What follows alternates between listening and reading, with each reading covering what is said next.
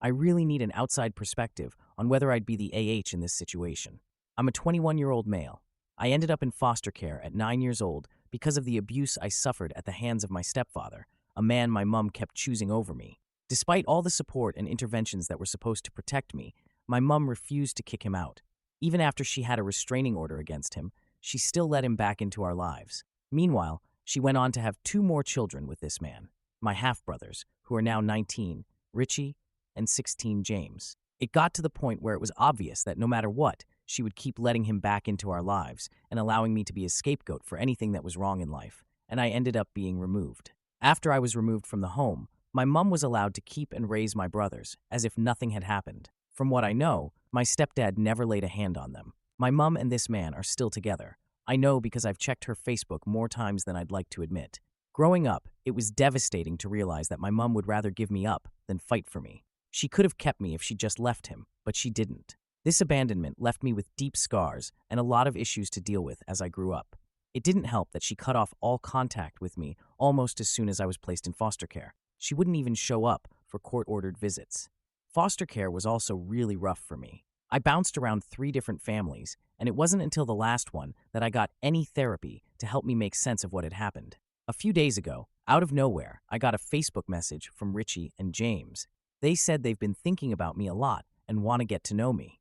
They even mentioned that our mom talks about me sometime and wonders how I'm doing. They said they'd like to start some kind of relationship if I'm open to it. And Richie said he would be willing to drive him and James to come and visit me wherever I am in the country. They both seemed nice in this message, and I don't have an issue with either of them. At first, I was going to ignore the message because I don't want anything to do with my biological family. But then a darker thought crossed my mind. This could be my one and only chance to expose my stepdad for the monster he truly is. I could finally tell my half-brothers everything he did to me, everything he put me through, and let the truth come crashing down on them. I know that if I do this, it'll probably destroy any chance of having a relationship with them. But honestly, I'm not sure I want one anyway. I told my friend that I was thinking about doing this, and he said it's a really bad idea that won't accomplish anything. I want it to. He said it will most likely just cause them to think I'm bitter and mean and won't make them have any issues with their dad. But well, I know it would be a difficult thing to process. I would want to know if my dad was like that. I would want to know the truth about how my dad treated other children. I don't know how much they know about why I was removed into care. So, would I be the arsehole if I went through with it? Now for a few comments. Global Sklook 2821 said, "Not wrong. What happened to you is terrible. There's a good chance you'd be talking about what happened to you anyway, since they want to get to know you, but they are not to blame for what their dad and your mother put you through. So if they ask, then ask them if they really want to know the truth of what happened. If they say yes, there's your permission." No Address Woven59 commented, "If the sole reason you want to get in contact with them is to cause issues between them and their brother, then yes, maybe you are wrong. But if you want a relationship with them and the topic comes up, you equally shouldn't have to censor yourself or tell any lies about their father." Wary Scientist shared, "Not passing judgment, but your stepdad and their dad are different people. What do you gain by ruining their image of their dad? Would you be happy if they end up hating their dad and no longer have a relationship with him? Would it make you feel good to strip your brothers of their dad? Because honestly, I don't see a reason for you to poison the well unless that's your endgame, and that would make you TA. I have a half-sister. Our dad was awful for me. He was horrifically hurtful to my mom and abandoned us after never paying child support. He would love bomb and then disappear over and over. If I was unhappy, it was always my fault. My half-sister grew up with a loving and attentive dad. They're super close and she loves him dearly. She knows that our dad and I have a more difficult past, but I never try to damage her relationship with him. I'm happy she has a dad that is good to her. What would I gain from hurting their relationship? I would hurt her. And he genuinely is a different person, as I'm significantly older than her, and he has matured in that time. I'm not saying that's the case with your stepdad, but I would never hurt my half-sister because of my childhood pain. Now for the update. Hey everyone, I wanted to come back and give you all an update. First off, thanks for all the advice and different perspectives. I really needed to hear them. So, after thinking a lot about what everyone said, and after having a session with my therapist, I realized that my initial plan to tell my brothers everything about my stepdad wasn't really about helping them. It was more about me still holding on to the anger and hurt from my past, and that's not fair to them. A lot of you pointed out that they probably don't know the full story and are innocent in all this, and honestly, that hit hard. I decided to reach out to my brother Richie and told him I'd like to meet up. I didn't mention anything about our mom or the stepdad situation. I figured if we were going to start a relationship, it's better to take things slow and not dump all that heavy stuff on them right away. We ended up meeting at a cafe. I was super nervous, but when I saw them, it actually felt nice.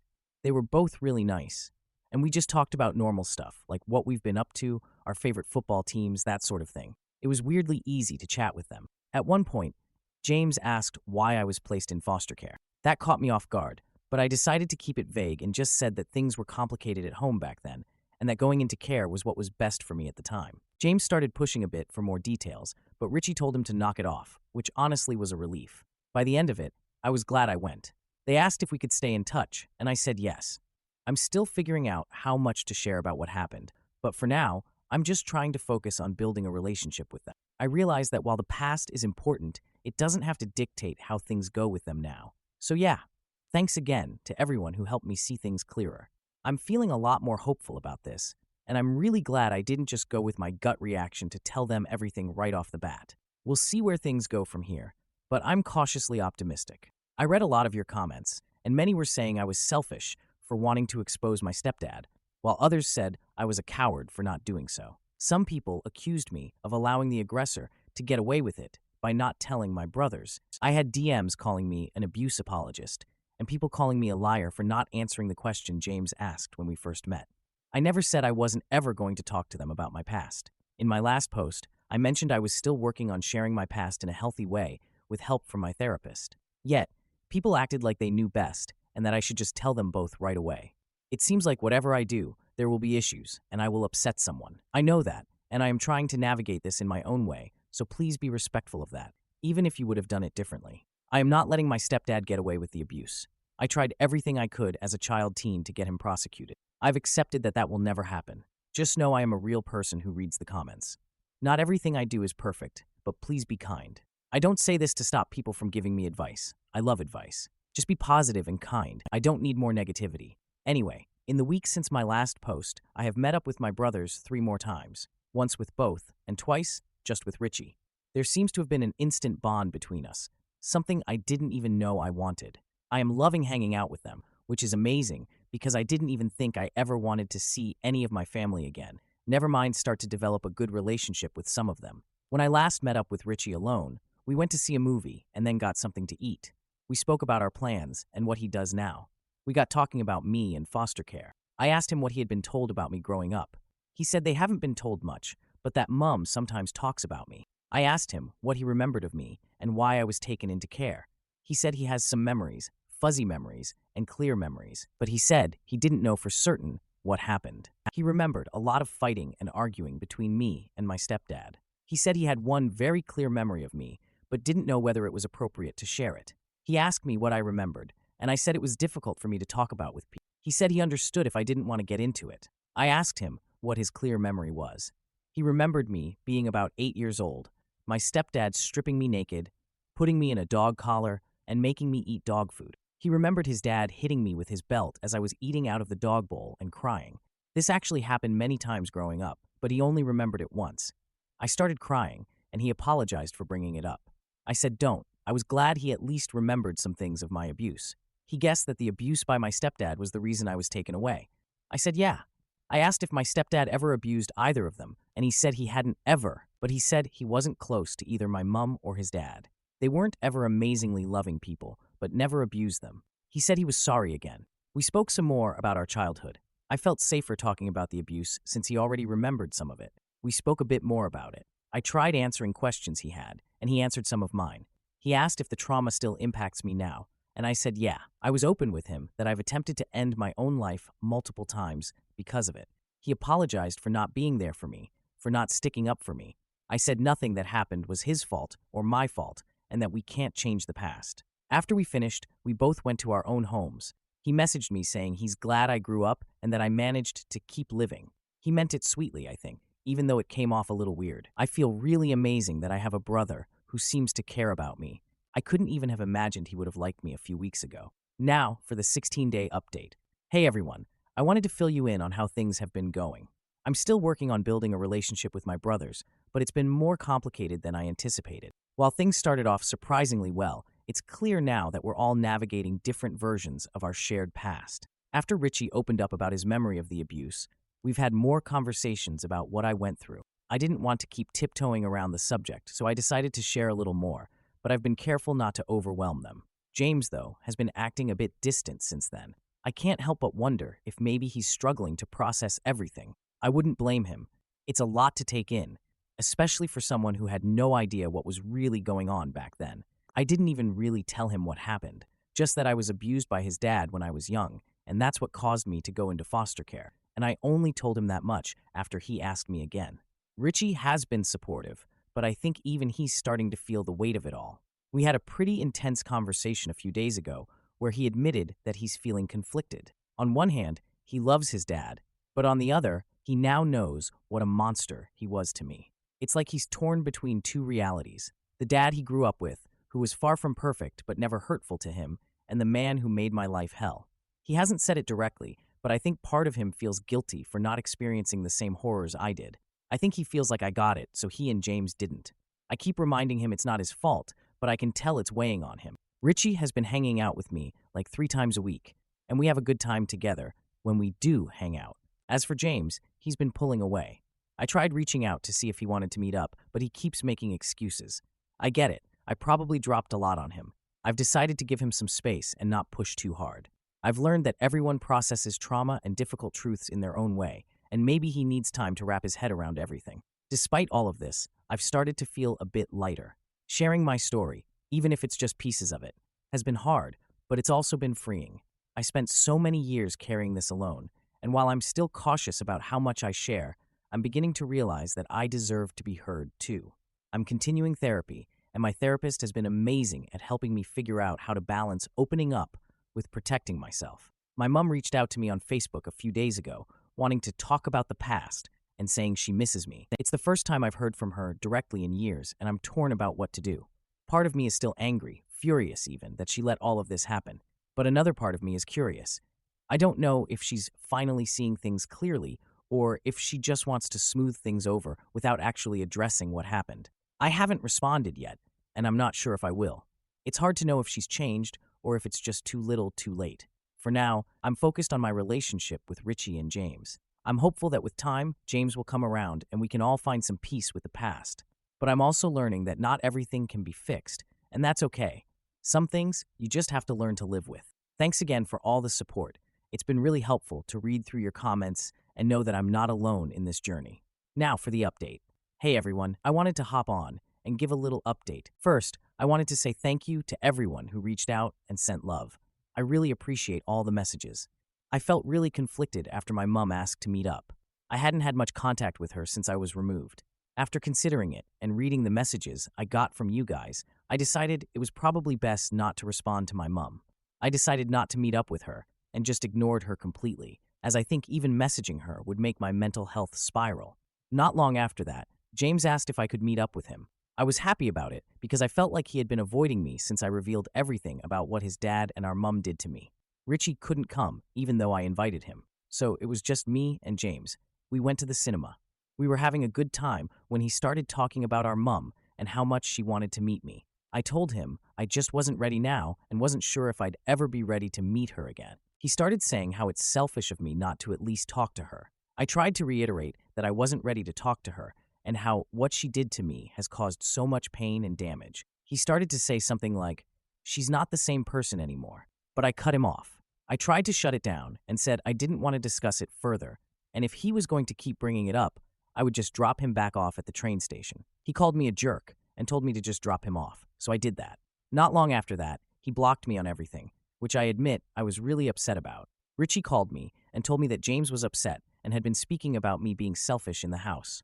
Richie said it was probably best for us to go low contact for a while, even though he supports me. He said he has to try and navigate it through his home life until he is able to move out and be independent. I understand that, even though it made me really sad. That happened about 2 weeks ago, and I haven't heard anything from any of them since then.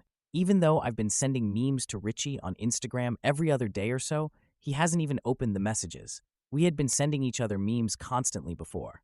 Honestly, I don't know where to go from here. I feel pretty disappointed by everything. I don't know if this is the right place to ask for advice, but if anyone does have some advice on what to do, I'd appreciate it. Am I the idiot for calling out the hospital's cold bureaucracy after a stranger died in my arms? A woman died in my arms on 2nd Ave this week, and I'd like her family to know she didn't die alone. Help me find them.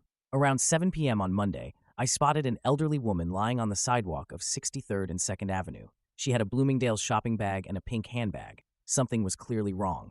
She was not able to form words anymore, but was still conscious. I sat by her and put her head on my lap, told her to breathe, keep her eyes open, and I held her hand and stroked her hair to soothe her. Someone called an ambulance. She unfortunately passed away minutes later in my arms. It would still take some time for the ambulance to arrive. Someone tried CPR, but to no avail. The ambulance took her away. I think they kept trying CPR for a while, but I'm afraid she had really passed. I forgot to give the ambulance personnel my information. I regret it so much because I would want her family to know she didn't just pass away alone on the cold and dark sidewalk, that she had a bunch of strangers caring for her and talking to her, that her hair was stroked and her hand was held, that we tried our best. I called Mount Sinai Hospital the next day. That had been the ambulance. The operator put me in touch with the West Emergency Room on 59 Sate and to someone else. But everyone told me that they couldn't pass a message to the family because I didn't have her name or DOB. I asked them, isn't the time and exact pickup location enough? But everyone said no. Please, can someone at Mount Sinai help me, or does anyone have advice? Now for the update. We found the family of the woman who passed away surrounded by caring strangers. In follow-up to yesterday's post, with the help of you guys, I was able to find the family of the woman who sadly passed away in my arms on a UES sidewalk and let them know she didn't die in solitude. I'm so grateful. Because you all commented and upvoted, this post had a wide reach. It led to one reader referring her friend to this thread after hearing about a loss she experienced this week that resembled my story. I received a private message, and one long and heartfelt phone call later, for which I'm eternally grateful, and an exchanged picture to confirm the identity. We knew we were talking about the same person. I'm sharing this update with the friend's consent. The woman's family mostly lives in India.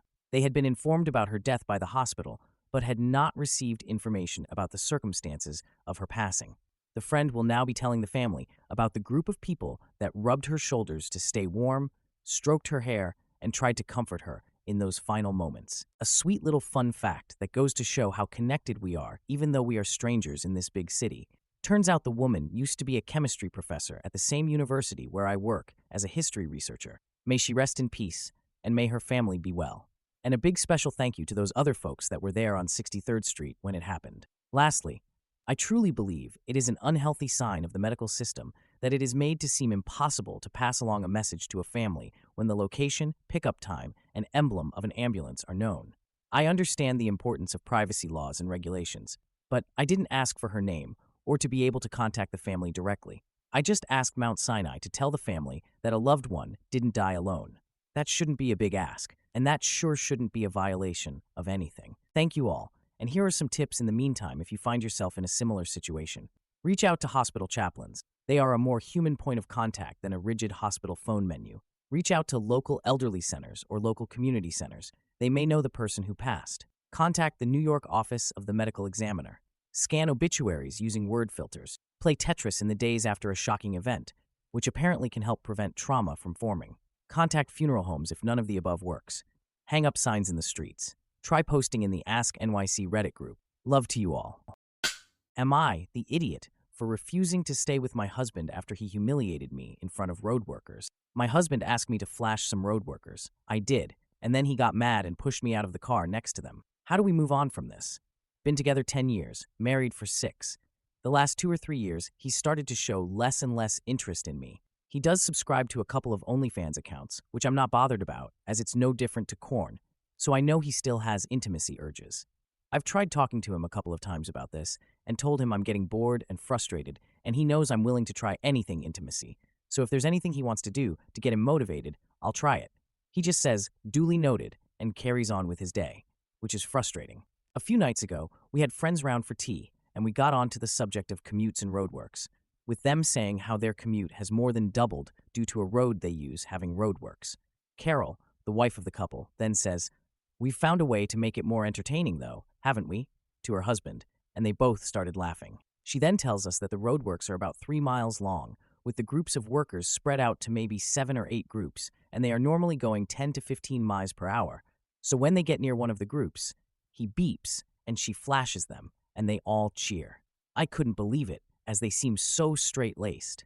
That night when they left, my husband was saying how brave it is of them and that we should do it the next morning. I asked if he's sure. This is a man who didn't like when I posted a bikini pic on Facebook, and he said yes. And we even had intimacy that night for the first time in months, and he initiated for the first time in years. The next morning, we were both off work, and as soon as he woke up, he mentioned me flashing.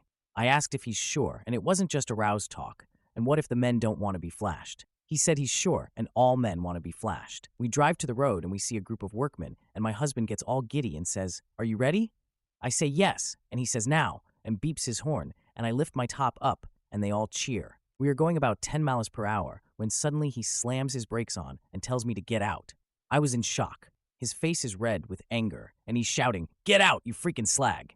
I start crying, and he's leaning over me, opening my car door, and then takes off my seatbelt and starts pushing me out. The cars behind are beeping as he stopped traffic, and he's yelling at the top of his voice. By now, the workers have heard the commotion, and 2 of them are rushing over to help. I turn to look at them, and as I do, he pushes me really hard, and the top half of my body falls out the car, and I put my hands down. One of the workers is screaming at my husband and starts trying to open his door. The other worker is by me and quickly drags me out the car. He told me afterwards he saw my husband put the car in gear and thought he was going to drive off with me hanging out the car. My husband just left me. I was still only wearing a vest top and pajama shorts and my slippers, as he'd wanted to rush out and do this. My phone was in his car, and I didn't have any house keys. One of the workers took his jacket off and wrapped me up in that. They took me to a cabin that was their canteen and put the heater on and made me a cup of tea.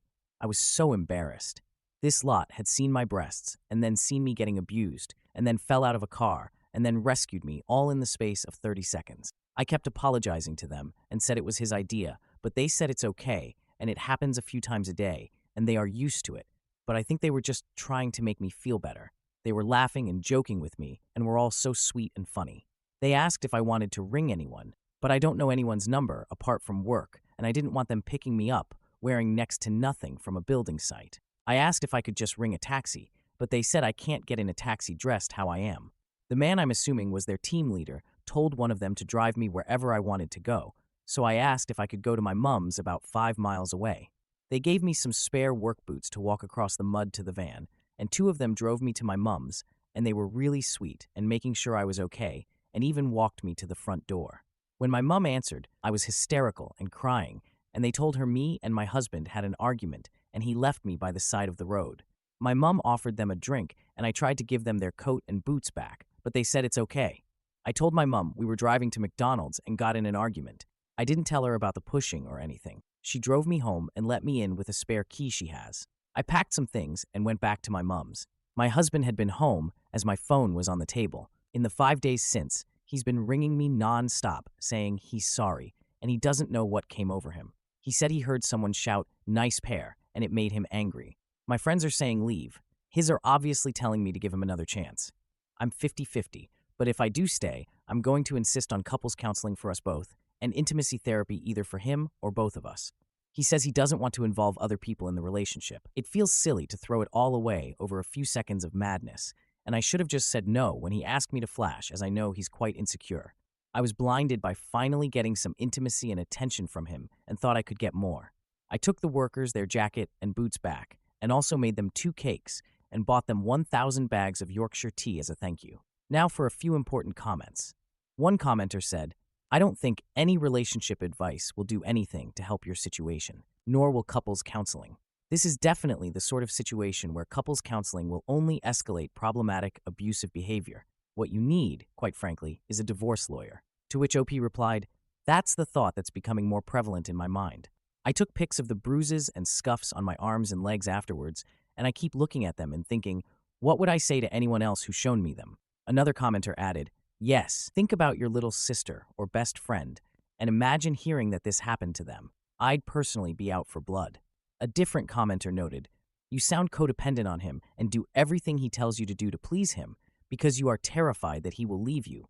Now you are in a situation where you did what he told you to do, but he ditched you anyway. He left you on the side of the road to the mercy of strangers that you just flashed with nothing on you. That was very dangerous, and it makes me question if he wanted something to happen to you.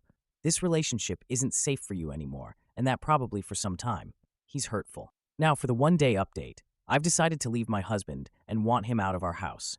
I'm looking for advice on how to do this legally. I'm worried he might try to come back and cause trouble, so I want to make sure everything is done properly. I've spoken to a solicitor who advised me to change the locks and get a non-molestation order. I'm also looking into getting a restraining order if necessary. Now for the 3-week update. I've moved in with my mom and have started divorce proceedings. I've also reported the incident to the police, and they are investigating. I've blocked my husband on everything and have had no contact with him since I left. I'm focusing on getting myself back on track and healing from this whole ordeal. He doesn't want to do couples counseling because he knows what they would tell you. It isn't wise to do that with him anyway, because all that therapy is going to teach him are more weak points of you to take advantage of. Look for therapy for yourself. You know that he doesn't love you. That's why you accept all these behaviors of him. You can't make him love you by accepting his disrespect. You need to leave. It won't get better. It will get worse. Now for the update, 1 day later.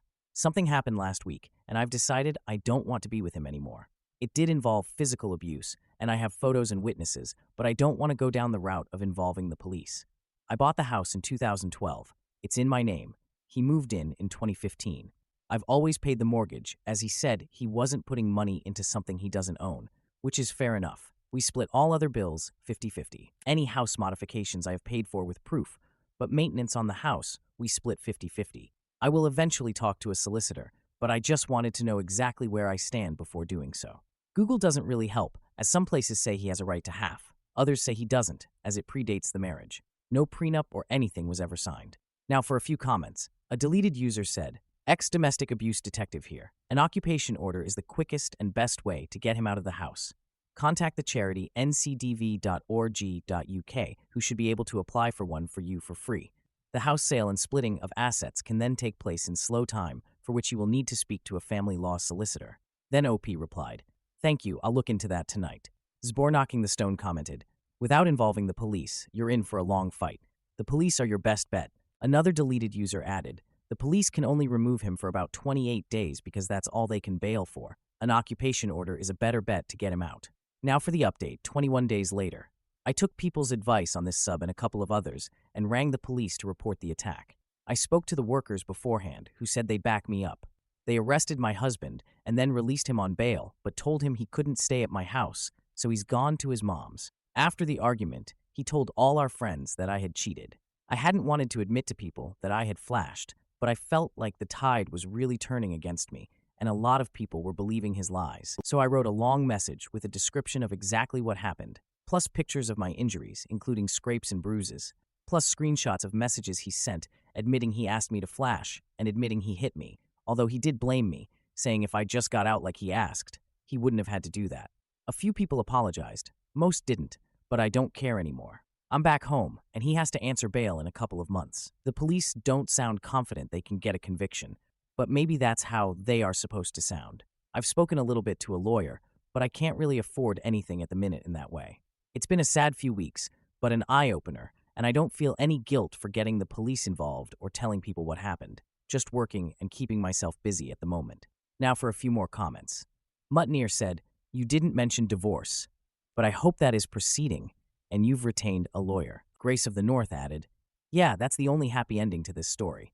It is clear that he has stopped liking her a while back, and now is just nasty towards OP." Storm Tomcat commented, "Their age gap caught up to them. He's not mature enough to take charge of his changing intimacy identity and takes it out on OP, hopefully soon his ex." Gruntbugly expressed, "I'm proud of you for standing up for yourself and reporting his actions, and for not letting him solely control the online narrative. Keep calling him out.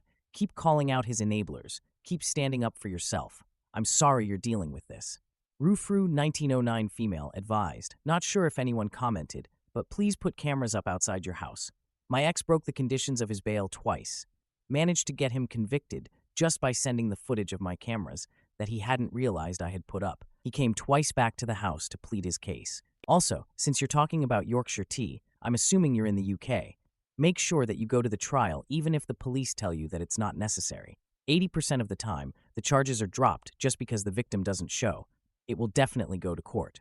Also, you won't have to get a solicitor. A prosecution solicitor is going to be allocated."